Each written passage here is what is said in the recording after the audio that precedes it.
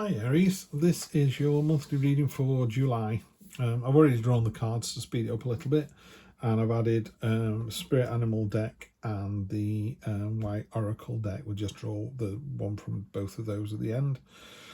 So let's have a look at this. In the middle of the deck you've got the Magician, which is my personal favourite, as you know. So Aries, great, you know, we can stop there almost.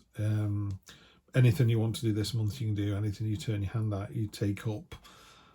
Axe throwing, you're going to find out you're really pretty good at it.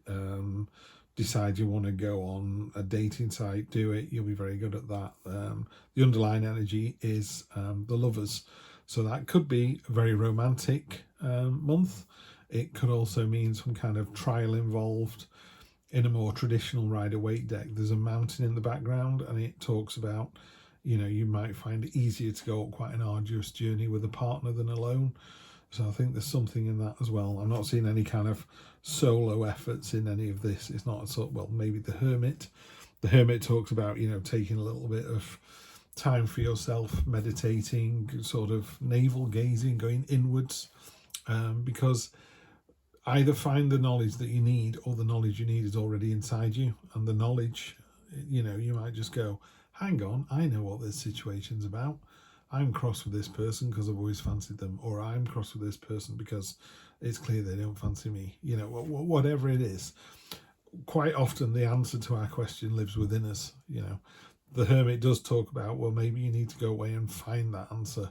It could be that you go and find external knowledge, so you go and, I don't know, learn something. And again, the Magician is great for that. The Magician is a great card to get if you were studying for a degree, or you were taking a side hustle and you wanted to learn how to do it. You know, get on some YouTube. It's a great card for that. So the Hermit's a double whammy of either go away and do some navel gazing and see if the answer to your questions lives within you, or go and get the knowledge. You know, go and actually learn stuff, find stuff out, and go, oh, that was the answer to the question.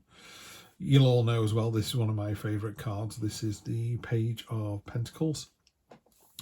All the people in the tarot that are naked, particularly in this particular deck, it's about being authentic. You know, you've nothing to hide. You're not ashamed. This is who I am. Take it or leave it. She's pulling herself up one-handed for the things she wants. She's really focusing on what it is she wants. And also, you know, there's a couple of things. One, she's doing it one-handed, which is hard to do. And she's doing it in a really focused way. And she's got a look on her face which says, I can do this. So she knew before she even started to reach for it, she was going to get it. She's not interested in the rest of the stuff here either, which is abundance. You know, there's plenty of abundance, plenty of love, plenty of affection. It's really warm reading, this one. This is her. She's going for this. This is what she wants, and she's going to go and get it. And again, the Three of Wands is very similar to the Page, actually, because this gannet here is targeting that particular fish in that shoal of fish, and it's going, this is what I want, this is the focus of my attention, I'm going to go for it.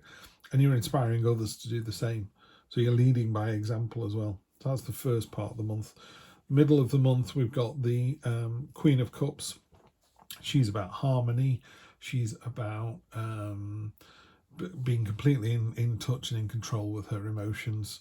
But it's harmony, it's loving, it's caring, it's nurturing, and it's about balance, you know. So she knows when she's having a bad day, she knows when she's having a good day, and she appreciates both of them for what they are. Magician, we've talked about him long enough, but basically master manipulator in a really positive way. All the tools at your disposal this month to do whatever it is you want to do. Down here is your only kind of, well, there's two warning cards, I suppose. Six of Pentacles. There's actually 3 coins here and 3 underneath that you can hardly see. Why are 3 coins being looked after and revered and given attention, while the other 3, which are identical, are being ignored? So it's a card of imbalance, and just be careful that you're not mistreating somebody, or, you know, playing favourites with someone, or giving more of your time to someone at the what's the word, detriment of another. You know, it's great to say I'm going to go out and see my mates, but when you come home and you're then hungover and lie in bed all day and don't spend any time with your wife and children, that's the imbalance it's talking about. By all means, go out, have a great night, just be present in the room the following day, you know, when you've got to share the love with other people. And then towards the end of the month, you've got the Five of Wands, the Eight of Cups, and the Justice card. The Eight of Cups and the Justice really tie in nicely together, as does the Five, I suppose. The Five of Wands, particularly in this deck, is talking about a conflict, particularly with maybe a younger person. It's about two people going after the same thing, the same job, the same person. But it's saying it in a good way. I mean, more often than not, you say, well, actually, you're going to win this. So there's that.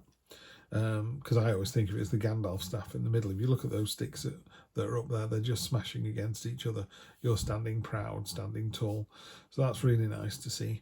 But yeah, it does talk about sort of some kind of conflict, and in a positive way. You know, when you see two stags butting antlers, one on will win and be the alpha male in the book, but the other one's, you know, has had a good workout, and maybe next year he's going to come first instead of second. So there's that kind of benefit to the challenging the status quo. And that moves down into this, the Eight of Cups. This poor little baby octopus has got to go out into the massive ocean. You know, it's terrifying, it's dangerous, it's full of unknown, it's, you know, it's unlikely to survive almost, but it knows it can't stay where it is. Where it is at the moment doesn't serve its purpose. It'll just starve. It'll just get bored and starve and fall over, and that'll be it. And that's what it's talking to you about here as well. It's saying maybe it's time to move on. It's time to leave what doesn't serve you anymore. That could just be a state of mind. You know, you could go, oh, I've had enough of having no money, I'm going to get a better job, or I'm having enough of my partner treating me like this, I'm not going to take it anymore. And it could just be a gentle walk away. There's no, like I say, there's no sort of big heavy cards here. There's learning and understanding, having all the tools at your disposal, and then this feels like a journey. You know, there was some kind of battle, conflict that you won, but it wore you down, and you go, do you know what, that doesn't serve me anymore. And you're going on to do bigger and better things, because the Justice card is like, you sure you want to do this in the cold light of day? Are you doing the right thing? And the answer, of course, is yes, I am. So yeah, pretty straightforward reading, I think. Let's see what gets clarified with the beautiful Black Violet Tarot. Got the Moon, another card that, I mean, really listen to your subconscious in that particular position. You know, that you've got the Hermit and the Moon now. There's a crayfish coming out of the pool here, which is basically your subconscious coming to the surface. Ties in really nicely with the Hermit, really does. So just let those dreams and portents and those sort of, oh, what you know, sometimes you almost get like an idea and you turn your head to try and remember what it is, and it goes away, and you go, if I'd only kept my head straight, it would have stayed there, or would have worked out what it was. Is that there's going to be something in your peripheral vision you just need to keep an eye out for. And again, the Hierophant, this is about a teacher gaining knowledge, doing things for the greater good. So not only are you focused and intent on doing something, you'll find other people benefit from that kind of intensity as well that you're providing. Weird. The Two of Swords is a card of stagnation. It's a card of solace and respite. It ties in a little bit with the Hermit, but it's strange to see it on top of this card here, because this has got a lot of movement, a lot of energy, and this is quite stagnant. So I'm not really sure why that's on there. Maybe, you know, I suppose what I would say is just be careful you're not rushing into, this is the best idea ever, come on everybody follow me, and you all end up in a city centre with no money at 2 in the morning and go, oh, that was a bad move. You know, so just take a beat before you go and leap in at the deep end and find out what it is that you want to do. So just take a moment on that one. Two of Cups, this is nice, so it ties in really nicely with the Lovers. Two of Cups is the soulmate card, two peas in a pod, harmony and balance. So yeah, it ties in beautifully with the Queen there. It could be your significant other is round and about at the moment, and again, this just feels like a nice warm reading. The Empress, had her in exactly the same position on the reading for Leo. So the Empress on top of the Magician, which is a really nice combination. The Empress is fully aware of the sort of cycles of nature. It's a good card for motherhood. It's a good card for getting pregnant. And it's about that kind of fertile land. You know, we plant the seed, we harvest the crop, we benefit from eating the food, and then the cycle begins again. It's very cyclical, it's very nurturing, it's very earthly energy. Really nice, that. This is an interesting one, this one we're looking at. Okay, so right, we were talking about an imbalance down here. Yeah, if you make sure that there isn't an imbalance, because it's sat next to the Justice card, so don't play favourites and don't spend all your energy in the pub and then be too tired to spend any time with the kids. The Three of Pentacles comes up, which is a really nice card to get here. This is a card of reward after effort. You know, people are going, what a fantastic idea, really pleased with how it's going, keep doing what you're doing. So you're being recognised, you're being rewarded. So great energy on top of that slight imbalance. After the battle, yeah, there's a sort of weary feeling of, that was a bit of a burden, that was wearing me down a little bit. Good news about the Ten of Wands is Tens are about completion, so that's almost over. So if you're banging heads with someone new at work or a new partner, and they want to, I don't know, watch this and you don't want to watch that, it's coming to an end. It's going to get resolved. Not an end as there's going to be no relationship anymore, but just that's the end of this situation. We've worked it out and moved on. Five of Cups on top of the 8. Yeah, just be careful. You know you need to move on. Just be careful that you don't sort of hang back, which is this stagnation card here. This is a card of looking at spilt milk. So she's looking at the 3 spilt cups rather than the 2 behind her that are still full. So you've got to look at the bigger picture. You know, so you might go, but I quite like living in the nest with the other octopi. It's like, yeah, I know you do, but you're all going to starve unless you move out. You should be the one that goes first and leads by example. You'll also get the best food if you do that. So lead by example, that's what you need to do. The Justice card, yeah, just got to play everything.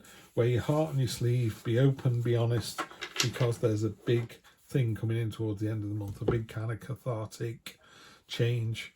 You know, if you look at this, they built this tower, but they didn't build it with a door. So when lightning struck, they were just, there was nowhere for them to go. So it was a folly. It came out of nowhere, and there's nothing you can do about it. You can't prepare for it. It's in a storm, lightning strikes, boom. You know, you just have to go, okay, when you're called to judgment and they go, what did you do? You just go, I built a tower without a door. And they go, yeah, you're going to do that again? No, I'm not. It's as simple as that. It's a really simple answers to the tower question. Never answered it as simply as that before. So I'm laughing my head off here. Yeah, so that's what it is. You know, if you've been, and we don't do this because we're all beautiful on this channel, that's why we're all here. But, you know, Aries, if you're ever tempted to put your hand in the till at work and just take an extra $20 home or something, and you just go, I'm not going to do that because I'm the sort of person that gets found out, you're absolutely right. Someone someday is going to go, someone's been in the tills, and you go, well, it wasn't me, and that's it. They go, oh, brilliant, it wasn't you. So there's your reading. It's really good. I mean, even with the heavy tower at the end, just I would say my feeling on this one is it's this bit here. It's time to move on to the next chapter, and don't worry, don't look at, oh, what could I have won? Don't worry about that. What's done is done. What's been and gone. Move on. Spirit is co-create with spirit. So that's the crow spirit there. Yeah. So when the moon is in a reading, you really need to pay attention to the kind of subconscious, and I call it signs and portents. You know, if you see black cats or if you see a ladder, don't walk under a ladder. It's, you know, there's a lot of good reasons for superstitious stuff, isn't there? It's like, don't walk under a ladder because something's likely to fall on your head. That's where that's come from. So yeah, just be aware of the spirits that are around us. They will try and steer you in the right way, and if you're going in a completely wrong direction, they'll kind of crash something down in front of you to scare you back onto the path again. And then on the White Oracle deck, we have, oh, I like this one, Garuda Sapana, which is another quite late one in the deck. I've only had this deck like less than a week, I think. So let me just, I know it's towards the end. Hang on. I'll just read it out for you rather than trying to work it out. I think it's something to do with positivity. Cultivate confidence in yourself. You have the inner spiritual power to deal wisely and effectively with any situation. Don't allow anyone to take advantage of your kind nature. Reflect upon what action feels best for you to take. That's the Hermit, isn't it? Yeah. Reflect upon what action is best for you to take, and then follow through with decisiveness. Don't allow negativity to get a grip in your life. I knew there was positivity in there. Positive energy and outcomes are indicated. So have a fantastic July. Positive outcomes are indicated. Yeah, be your better self as ever. And I will see you on Wednesday for your general reading. You take care of yourselves. I'll see you soon.